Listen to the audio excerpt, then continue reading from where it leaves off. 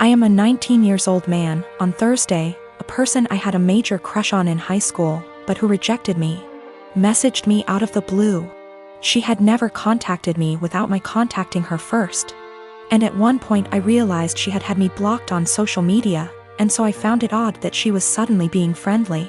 After sending a couple of greetings / questions about how I've been, she said that she was going to have some people over and wanted to know if I would get the beer. The drinking age where we are is 19, and she and the people who were going to chill were all 18. The liquor stores in my area all card.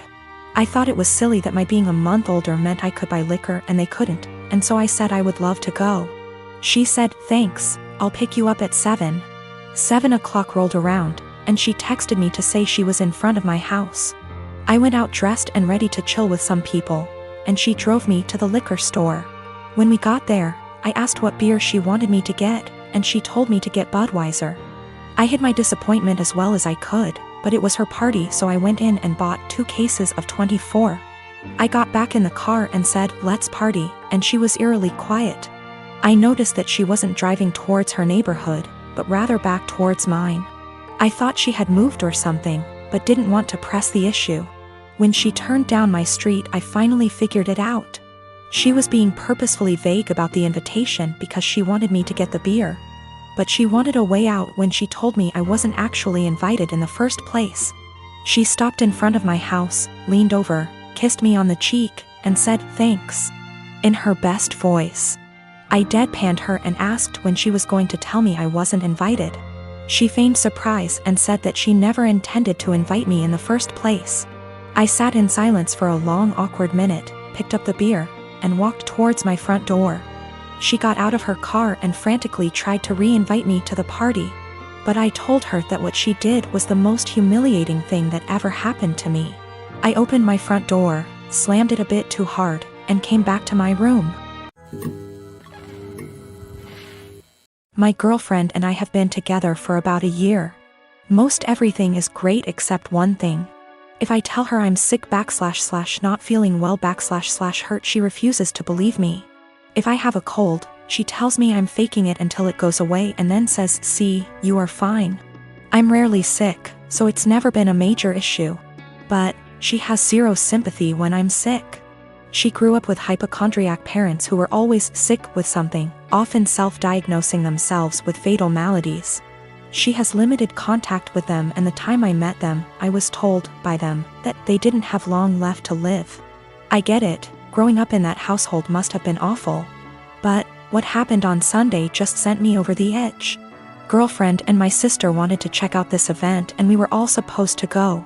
I woke up with excruciating back pain and could barely breathe. Girlfriend got so mad at me for ruining this that she wouldn't speak to me. As she was about to leave, I asked her not to leave because I thought something was wrong. She said no and left. I threw up in my bed and eventually called my parents. I was too embarrassed to call 911. And my mother and brother hauled me to the hospital. I was whisked back, and after 20 minutes I was diagnosed with kidney stones, fentanyl and gravel, and I had a CT scan and then went for a procedure to bust the kidney stones. 5 hours later and I was laying on my parents' sofa in a haze. I have never, and hope to never, feel pain like that again in my life. I was sure I was going to die. The attending in the told me it's worse than childbirth and that they've had it before, too. I didn't text my girlfriend throughout because I really didn't have the strength or foresight. I was drugged up and uncomfortable.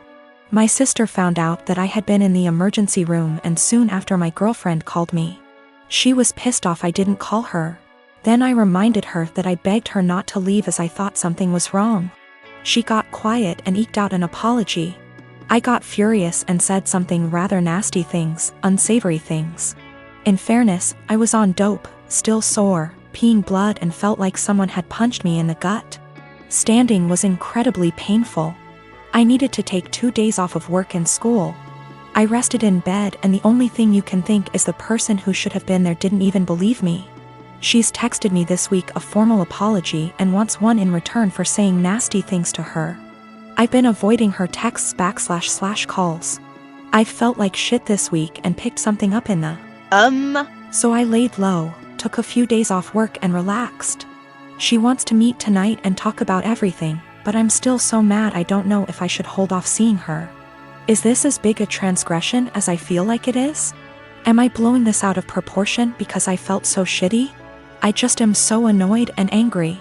Girlfriend didn't believe me something was wrong and I wound up in the with kidney stones and needed a procedure. She was mad that I didn't call her, I was too doped up, and then when I blew up at her she felt bad. I'm still mad at her. I have 3 children, the oldest being 16M. For my birthday last week my son went out and bought me this swinging hammock chair that I had been wanting for 2 years, and it cost him quite a bit of his saved money, which I fully intend to put back into his bank account so he can continue saving. He was so excited to see me open this gift and couldn't wait to help me set it up. I told him he shouldn't have, that it was a lot of money, and his response was, "You never get anything nice. I wanted you to have it." And it was true. I usually don't get anything for my birthday or Christmases outside of Tupperware or soaps. So it might sound stupid, but I have cherished this swing ever since he got it for me. Especially where I finally have something nice that's mine. My sister-in-law comes over once a week to see all of us, and she immediately headed straight for my swing, which my son hooked up on our deck. I told her to please not sit on it, and she said, "Is there a weight limit?" So I told her yes, 250 pounds, and I even showed her the box to confirm. She was not upset about this. She just said, "That's a bummer. They need to make something capable of holding us big girls." I simply agreed with her and went about my business. At this point my husband shows up from work. When I went inside to grab us some drinks, her and my husband are talking on the porch, and not even 5 minutes later I hear a loud crash. I go out and sure enough she had sat in my swing and the crochet netting around the hook snapped on one side, causing her to fall right on her ass. She is sitting there laughing, gets up and says, "I guess I need to learn to listen." So I lost it. As I said above, I literally never get anything nice. Never. This is the one thing that I had that was mine, and it didn't even take someone a freaking week before they ruined it for me. So I said, "I literally just told you not even 20 minutes ago that it would not hold you, and to please not sit in it." She makes some comment about, "Usually the weight limit is a lie." I thought it would hold. So I said, "The weight limit probably would have held if you were only 50 pounds heavier than it, not 150. She is 420-ish lbs because she is one of those girls who eat food on camera for money, and she absolutely loves her weight. But regardless, instead of apologizing or offering to compensate me for my destroyed item, she has resorted to saying I'm a shitbag for making her feel like her weight is a problem and my husband is on her side. My mother is disabled due to a neurological disease. She was diagnosed in her late 30s, and I remember that she was sick and needed help. I used to really look up to her as a super mom who could overcome any obstacle. That was until my father died. My father died over 10 years ago when I was still in high school. At that time my brother and I lived with my parents. I got a job when I was in high school after he left, cleaning the house, mowing the grass, buying food with money from work, paying bills when I could, the minimum wage is low, and cooking dinner for my mom and myself almost every night. My brother was rarely at home, except to sleep or because he needed money. Over the years, my brother has been in and out of prison dozens and dozens of times for everything from drunk driving to drug possession to stealing from our mother to assault. He is currently incarcerated. No one mentions him or expects anything of him, except my mother who, in violation of a court order for her own protection that she herself asked for, sends him money and speaks to him weekly as well as sends letters. Back to my father's death, a 7-month bout with illness. Almost 2 years after my father's death, I graduated from high school and went to college out of state.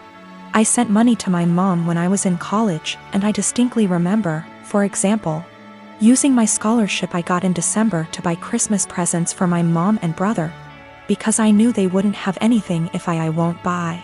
No one reciprocated, but I did not expect this. To be honest, I didn't care either until it became the norm over the next decade. That very Christmas, I was barely 18 years old, and I was collecting pennies to buy a cheap refrigerator after I returned home for the winter holidays with gifts. only to realize that there was no food in the house. My brother, in a drug-fueled rage, tore down the Christmas tree I had bought and decorated and threatened to kill himself if I didn't give him the money because no one loved him, and that would prove that I cared. It is important to note that even during this time, my mother continued to let my brother, who became a criminal, back to the house. I'll try to skip my college and graduate years, but suffice it to say that I met my current husband and spent less and less time at home. When I was at home or when my husband and I were visiting, it was like this: clean my mom's house, buy mom food, cook for mom, take care of my mom. I was and remain very firm with my mother that I would not let my brother in my life, as he threatened to kill me over the prescription cough syrup, threw me down the stairs and broke down the door to get to me and some of the money I had at the time. I have no doubt that he will try to harm my child, my husband, or me in order to get what he wants. He told me he would find me and he would teach me a lesson for his perception that I wronged him for not giving him money. And I have zero contact with him. I have blocked all numbers that have anything to do with him, including friends he calls from outside the prison. P.S. My mother let him take my number from her phone. I told my mom for years that I didn't want to have my brother in my life until he stopped using drugs for at least 1 year. To date, he is unable to do so. He stole tens of thousands of dollars from her. She always says she won't let him back into her house, but she eventually forgives him and the cycle repeats. The next year, when he was released again, she told me in no uncertain terms that he would not live with her, but admits that she keeps in touch, sends him money, and thinks it is the devil in him that makes him addicted. He will return. I offered to help my mom move closer to me since I live in many states. My husband and I even asked the realtor to come out and start the process of registering our house so we could find a house with space for my mom. My only stipulation was that she not drag my brother into my son's life. She categorically refused. She also refused to go to nursing homes, despite the fact that I went to her of my own free will and received excellent recommendations from her doctors. Now that she had surgery this week, my family is out of the slums. To be honest, I'm outraged by this. I had people who couldn't even send me a mutual Christmas card and told me that I was neglecting my mother, refusing to take time off from work and go to her place to take care of her. They don't care that I don't have days off and that I will most likely lose my job. One even stated that I wouldn't put groceries on my desk. I wouldn't work for such an employer. It's easy to say those words, but say it to my hungry baby. They said, "Who do you think took care of you as a baby?" And frankly, it hurts me. Sometimes you have to learn how to deal with life. You can't just ignore it, because getting on with life means losing your job. Walking away from my toddler in his growing up years and taking care of my mother, I guess? You can probably tell at this point that I'm fed up. I am in a stalemate when literally the only surviving family members tell me to quit my job, my family, my young child, to take care of my mom and help her. They also refuse to give a timeline, saying it will be as long as she needs it. I am expected to take care of her 24 hours a day, 7 days a week, no questions asked. I also feel strongly that they resent my mother for asking them to do me a service. Even though I have explained many times that I offered her to stay with us and have the operation here, at no cost to her, mind you. And she refused. In response, they tell me that she has the right to be close to her friends. I also tried to explain that by bowing to her at every call. They give her an opportunity, but they don't want to hear it. They don't seem to hear me when I try to explain that. For example, helping her get out of the physical therapy room a week and a half before her doctor's recommendation gives her an opportunity, and ultimately hurts her independence. She is used to everyone doing everything for her. For example, during the last visit she was very upset that I did not take her to Walmart, because she had to go there almost before the baby went to bed. It was not emergency. She wanted to look around. My mother, in all this confusion, has taken the position that although she doesn't want me to lose my job, a good daughter should take care of her mother. Frankly, I am very hostile to this statement, because my mother did not call me on my birthday before my father died. I tried to build some kind of relationship with my son. I always try to chat with them or talk on the phone. And in the last 12 years I can count on the fingers of one hand how many times she called me just to tell me about me, or my son, or ask how we are doing. If she does call, there is always an ulterior motive, money for my brother or for her because she gave my brother everything. I'm on the edge. I can't work full-time, take care of my family, and expect to hear several times a week how bad a person I am for refusing to give up everything I've worked so hard to take care of mine. Mother. No matter what, I love my mom. My husband and his family saw it unfold and several people remarked, "Why are you even trying?" Meaning trying to schedule calls so she can talk / see my son. I invited her to my house earlier this month, scheduled plane tickets, airport assistance, etc.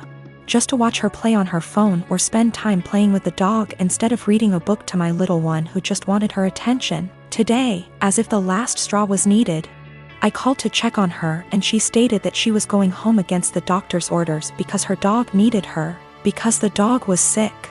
First, he has a very minor skin condition that is almost 100% cured thanks to her friend giving him a prescribed ointment. Secondly, my little one got sick this week, meaning he didn't go to kindergarten for 3 days. And even after I told her about it, she never called to find out how he was.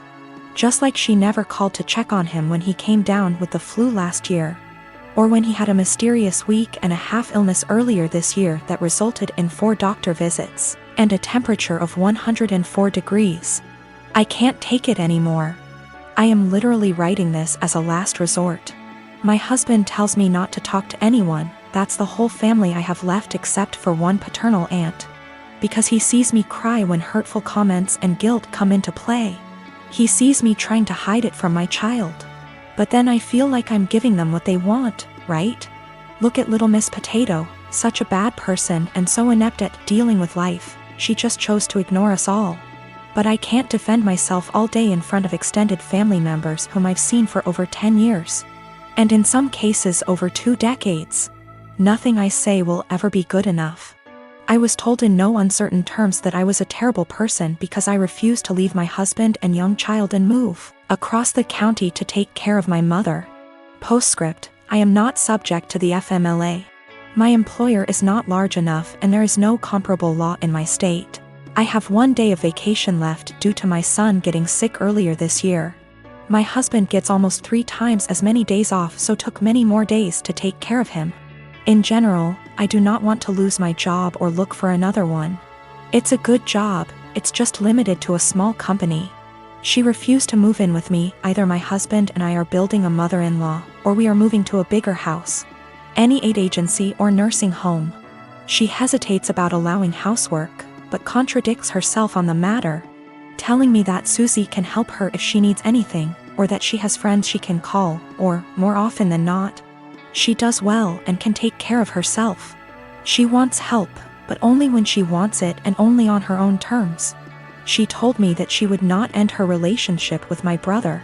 I managed to get her to agree to a consultation after my brother attacked her, stole her car and pawned all her appliances. She moved to a domestic violence shelter but declined to press charges. This happened when I was 7 months pregnant, and when I refused to drive 20+ hours in a car. I was told essentially the same thing that I am being accused of now. She justifies my brother's behavior. He hooked up with the devil and he can't leave him. I've talked to the Adult Protective Services counselors and it all comes down to the fact that she's an adult. She can make her own decisions. Her doctors, although they seem to agree that she may need help taking care of herself, refuse to state that she is unable to take care of herself.